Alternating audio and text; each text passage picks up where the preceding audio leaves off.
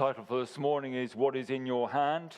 And as I mentioned a couple of weeks ago, one of the things, there's a little book called Upon This Rock, and one of the things it talks about is what you have is enough.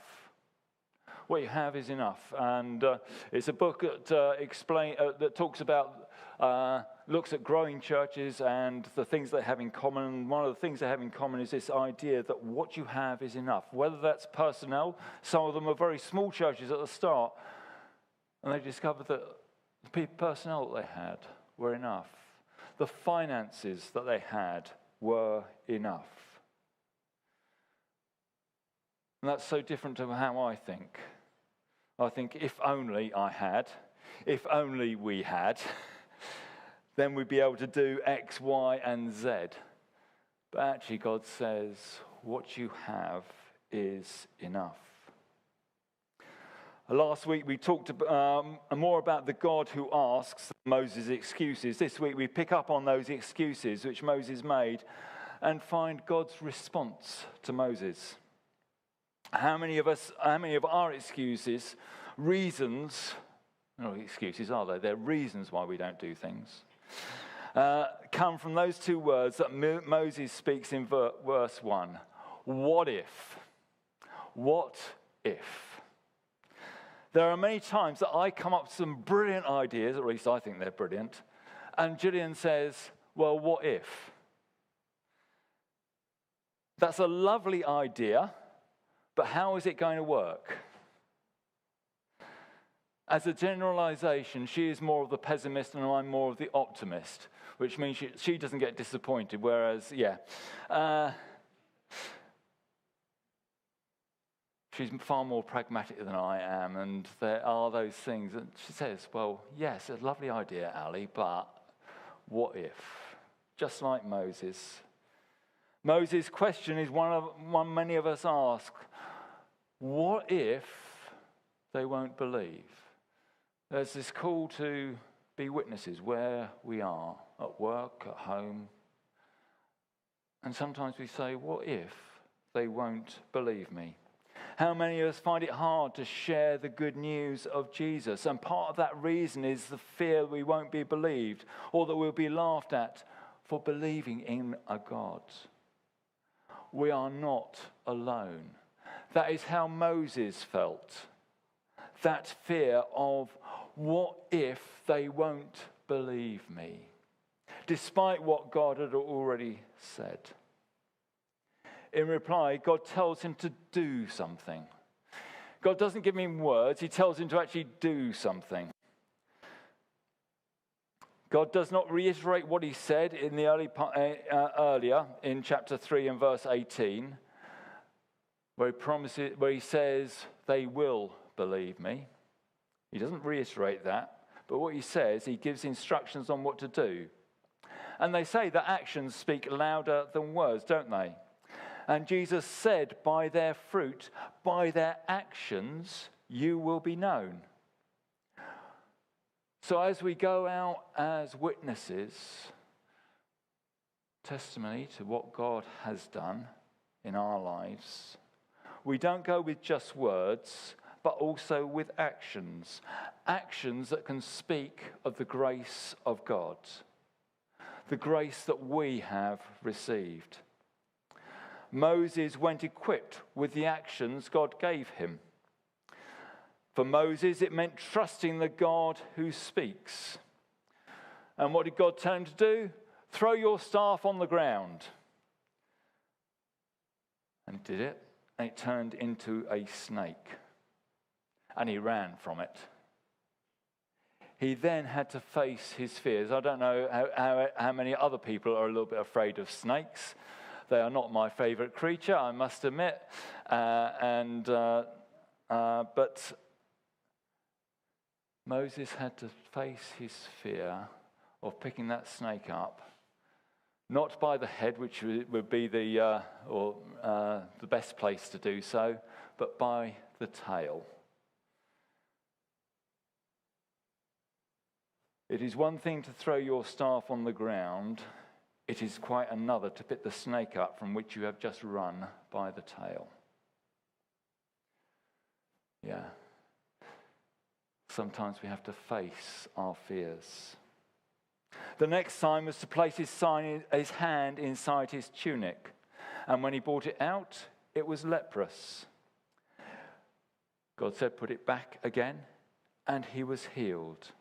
Moses practiced both these signs in the presence of God's messenger. And God then gave him a third sign, which was pouring water on the ground and it becoming blood.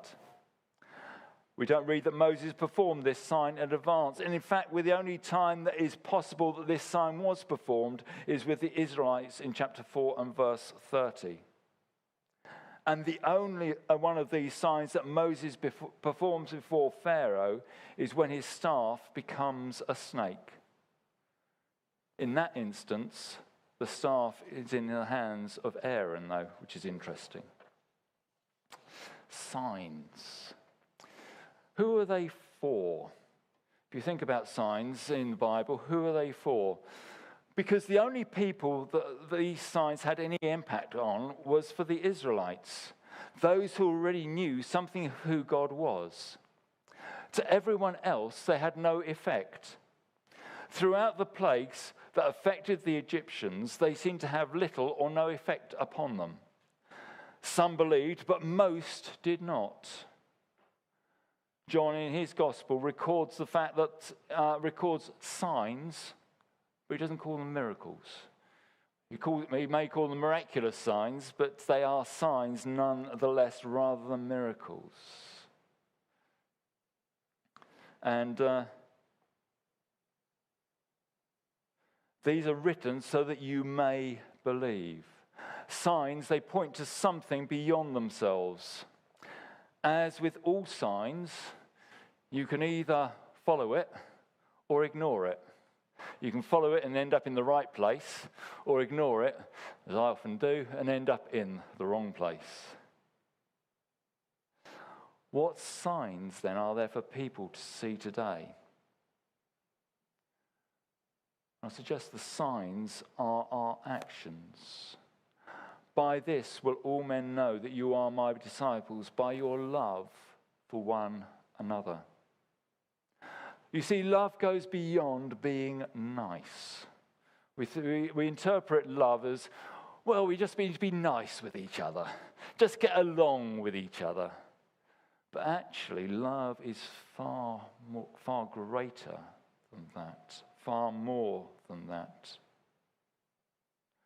Love also rebukes, corrects, and trains.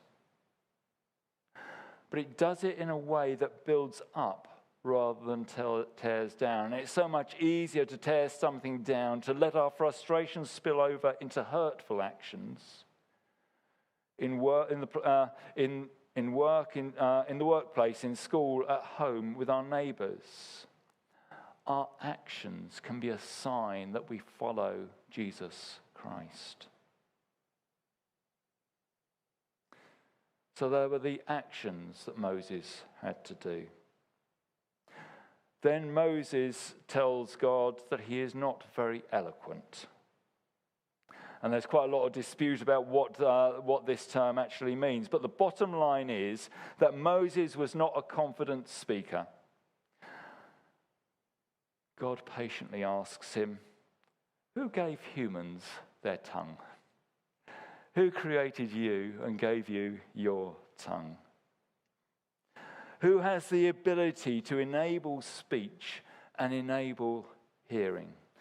Now, that is not to say that it is God who makes us deaf or mute, just that he is the source or creator of speech and hearing.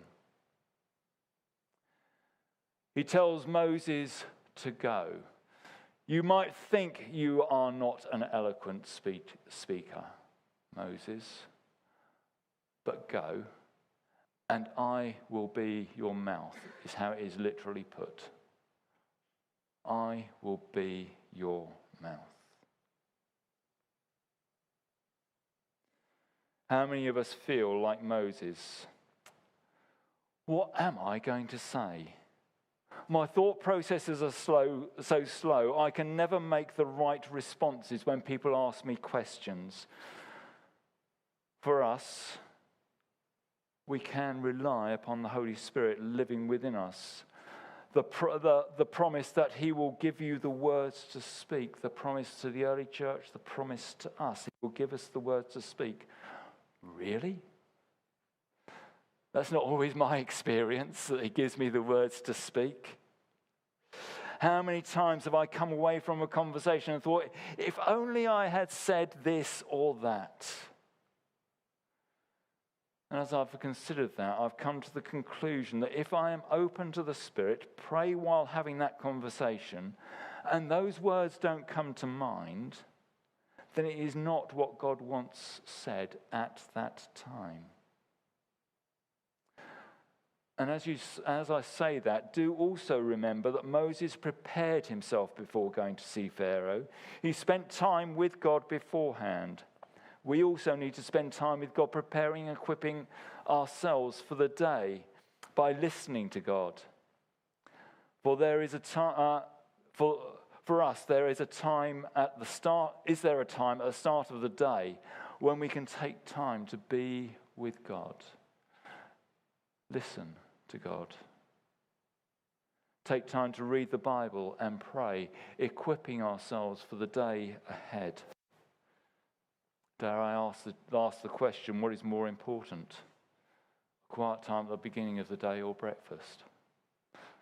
I'll leave that one with you. So the three questions, one excuse of Moses that God answers. The questions are, who am I? Who are you? What if they don't believe? I am slow of speech. And then we come to the real reason Moses does not want to go. Send someone else. I don't want to do it. How many of us are in that place? Lord, I know you want me to do this, but really just send someone else. It'd be far easier. They could do it so much better than I can. Going 1, 2 nods, yeah. Yes, we feel inadequate, don't we? And yet, there is that call by God for us to serve him where we are. To take that quote from Fiddler on the Roof. I know, we are the chosen people. But once in a while, can't you choose someone else? And this conversation with God ends with God being angry with Moses and telling him to get on with it. He does make a concession, though. Aaron will come with you and help him and be Moses' mouthpiece. Despite the promise of God to be his mouth, God will allow Aaron to speak for Moses.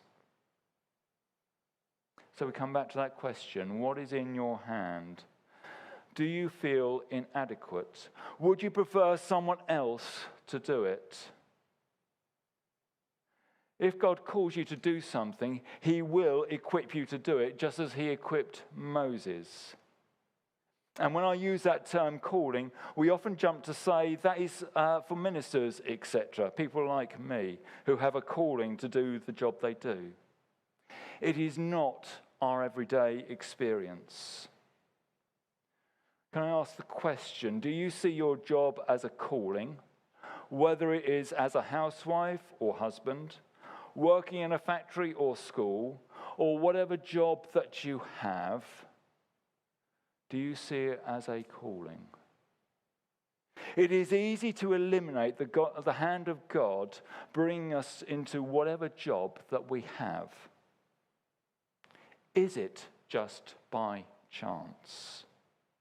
And I want to say, no, it's not. If we pray, asking God to provide us with a job, then that provision is because he wants us to be there for however short or long a period of time that is. Now, it's easy for me to stand here and talk about this sort of thing, but as a minister's wife, it has not been easy for Gillian to pursue any chosen career path as she has followed me around the country.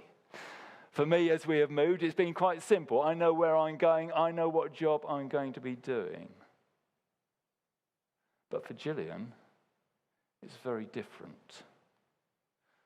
So I'm going to hand over to her now and let her share a little bit on.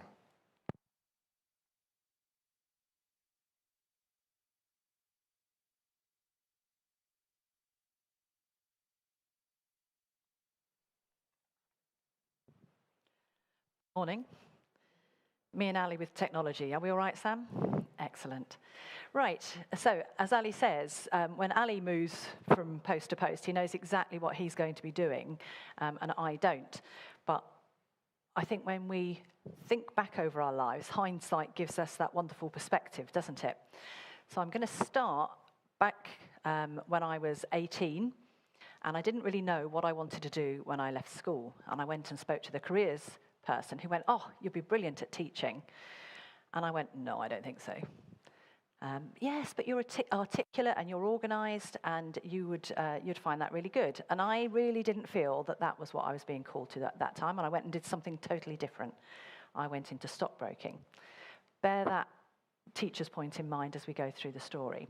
Fast forward a little further, and I was a stay-at-home mum. When we had the family, I stayed at home until the children started at play school, as it was then, playgroup. And then I wanted a little part-time job, and Ali had a business, so I went to do the accounts for Ali, with the strict proviso that I was never going to gut a fish. I'll leave you to figure out how well that idea worked. But then Ali sold the business, and once again, I was looking at what was I going to do with my life. The children were still at a point where it would be good to go to school, to watch them in plays, go to sports day, that sort of thing, so I wanted something that would work around the children. So I started childminding. Looking after your own children, easy enough to carry on looking after other people's children, and I really loved that. And not only did I love it, but actually I found that that gave me lots of opportunities. I started to study. I did all the childminding qualifications, and then I did all the child development qualifications, and then I actually started on a degree, and that was fabulous. And then Ali was called into ministry, and I was only partway through my degree. I'd started work from childminding. I skipped a bit. I'd gone into the National Childminding Association, where I became a development worker, that is supporting people who are childminders, and also a tutor. So I did my teaching qualification for further education. When Ali went up to the northeast, that stymied me rather, because the National Childminding Association had a national presence. They worked all across the country, except in the northeast. So you couldn't just transfer. Not only that, but at the time that we moved, we were in a little mini recession.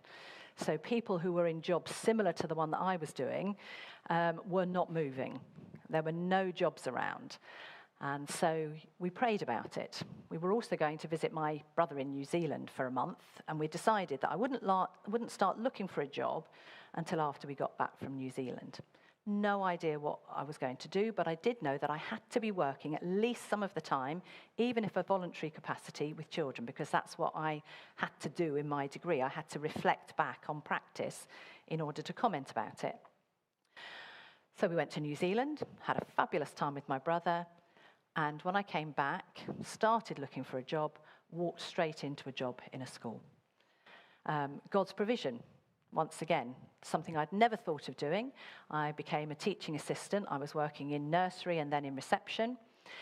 And where I was working was in Hartlepool, which is an area of really high deprivation. We had a lot of looked after children.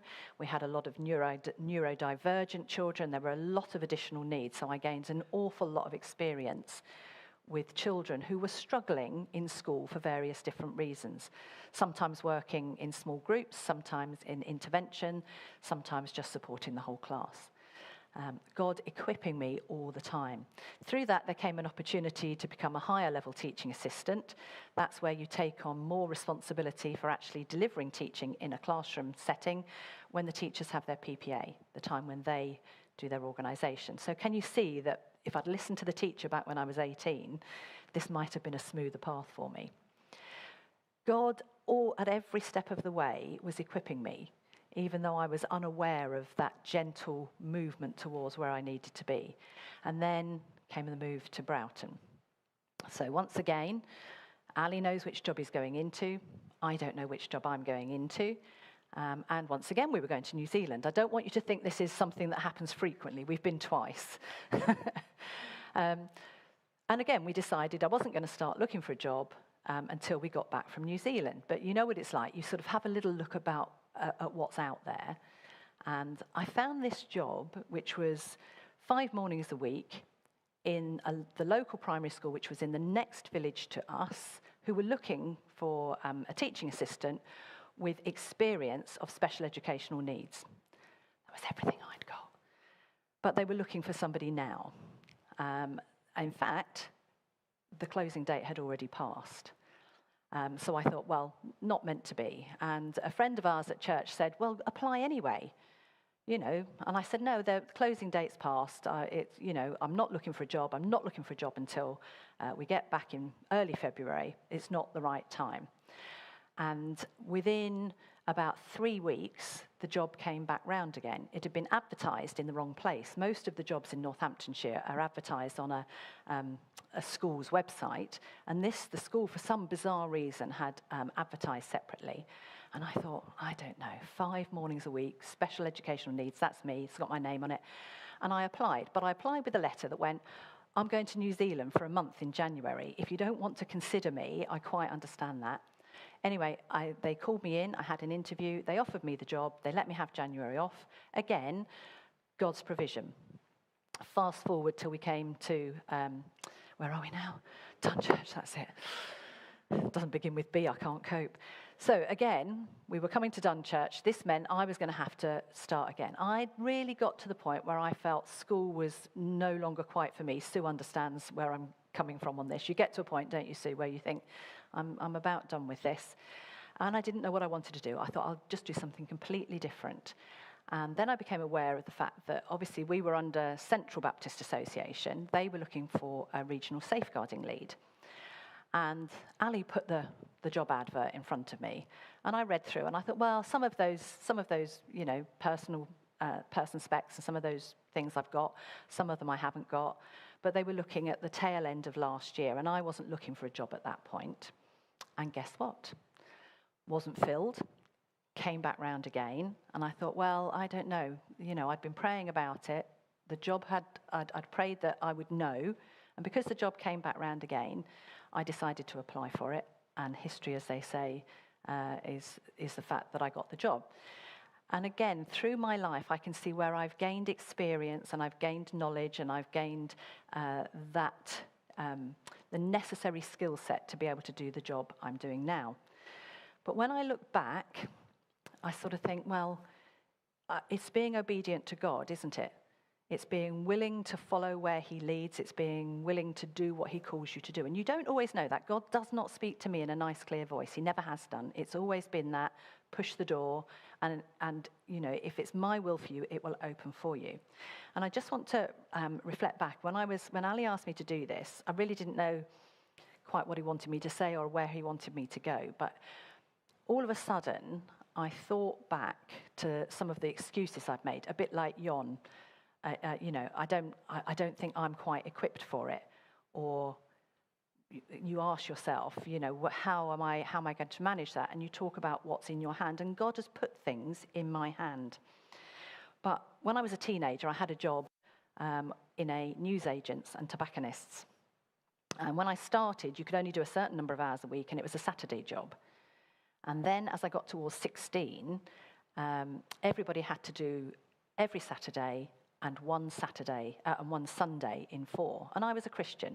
I'd become a Christian, I'd been baptized, I went to church. And I really didn't feel that working on a Sunday was something I should be doing. And I really struggled with that. But I knew in my heart that actually that wasn't the right thing to do. And so I asked people at church to pray for me. And it's that what-if moment. What will happen if I say I am not prepared to work on a Sunday? And I honestly knew that what could happen was that I no longer had a job. But I did it anyway, with trepidation. And the manager just went, that's fine, which was not the reaction I'd expected at all. But an elder at the church, a very lovely, wise Christian man had come up to me and he'd given me the verse from 1 Samuel 2, verse 30. And this was before Chariots of Fire, where it says, "Them that honour me, I will honour." And when I look back, I do honestly believe that because I was willing to, as a 16-year-old, honour God, God has honoured me every step of my life as I've gone through, putting the right things in my hand at the right time. Okay.